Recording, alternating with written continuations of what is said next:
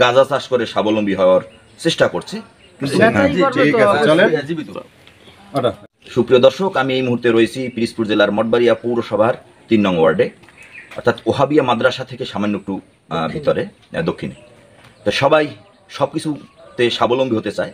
তো এখানে আমি যে আমার পিছনে যে বাড়িটি দেখছেন, এই বাড়ির পাশেই একটি গাঁজা গাছ লাগিয়েছে। গাজাবানরা গাঁজা চাষ করে স্বাবলম্বী হওয়ার চেষ্টা করছে, কিন্তু সাত মানবাধিকার ফাউন্ডেশনের মঠবাড়িয়া শাখার যারা নেতৃবৃন্দ আছে তারা গোপন সংবাদের ভিত্তিতে বিষয়টি টের পেয়েছে এবং তারা সরজমিনে আসছে।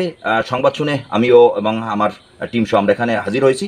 তো আপনাদের সেই যে এখানের গাঁজা গাছটি লাগানো হয়েছে সেই গাছটি আপনাদের দেখাবো। ইতিমধ্যে মঠবাড়ি উপজেলা নির্বাহী কর্মকর্তা এবং মঠবাড়িয়া থানা প্রশাসনকে অবহিত করা হয়েছে। এই যে বাড়িটি দেখছেন, এই বাড়িটি হলো সুমনের। এখানে চলুন আমরা আপনাদের সেই যে এখানে গাঁজা গাছ রোপণ করা হয়েছে সেই গাঁজা গাছটি আপনাদের দেখানোর চেষ্টা করছি। দর্শক আমাদের সাথে থাকুন, আসেন।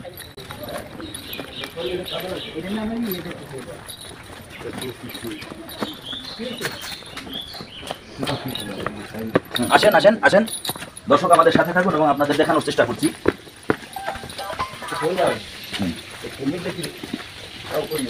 হ্যাঁ দর্শক, দেখেন এই যে গাঁজা গাছটি এটি রোপণ করছে বোধহয় সম্প্রতি, এখন পর্যন্ত গাছের মানে পাতা তরতাজা হয়নি। এই সেই গাঁজা গাছটি থানা প্রশাসনকে সংবাদ জানানো হয়েছে, তারা দেখবে।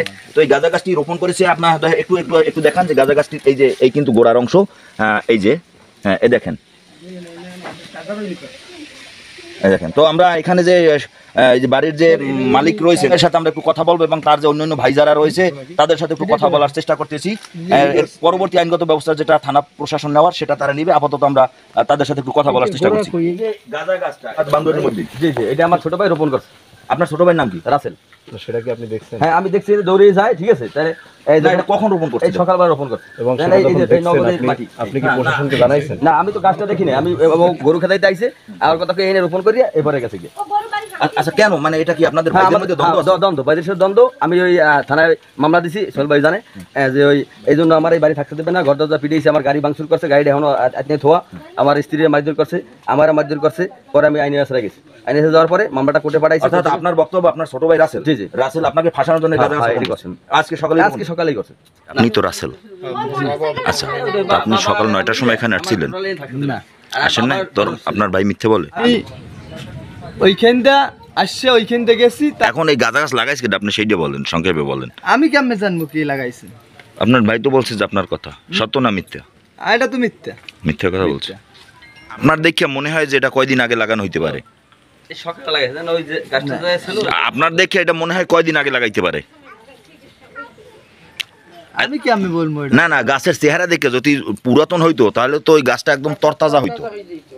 আর এখন তো এটা তো গাছের পাতা ওই যে গাছ হারিয়ে দিয়েছে। হ্যাঁ, তো এটা মনে হয় অনুমান হচ্ছে কি আপনার? আপনার কিছু অনুমান হয় যেটা কয়দিন আগে লাগাই? এটা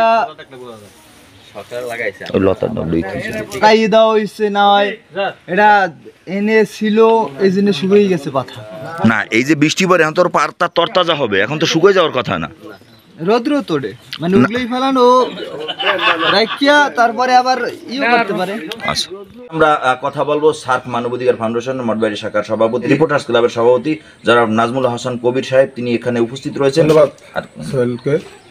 আমরা আকস্মিকভাবে সকালবেলা জানতে পারি যে এই যে ওহাবিয়া মাদ্রাসা 3 নং ওয়ার্ডের এখানে একটি গাঁজা গাছ রোপণ করা হয়েছে। এটা আমরা জেনে আমরা সেটা সত্যতা প্রমাণ করার জন্য, সত্যতা দেখার জন্য আমরা স্পটে এখানে চলে আসি। এখানে আসার পরই এখানে সেই গাঁজা গাছটি যেখানে রোপণ করা হয়েছে সেই জায়গাটা আমরা ভিজিট করেছি, দেখেছি এবং সেখানে আমরা এই গাঁজা গাছটি পেয়েছি এবং পুলিশ প্রশাসন সেখানে জানানো হয়েছে, ইউনো মহোদয়কে জানানো হয়েছে। প্রশাসনিক লোকজন একটু পরে তারা আসবেন, তারপর মূলত তারা এই বিষয়ে কী করণীয় আছে বা এটা কী দেখভাল করা দরকার সেটা দেখবে।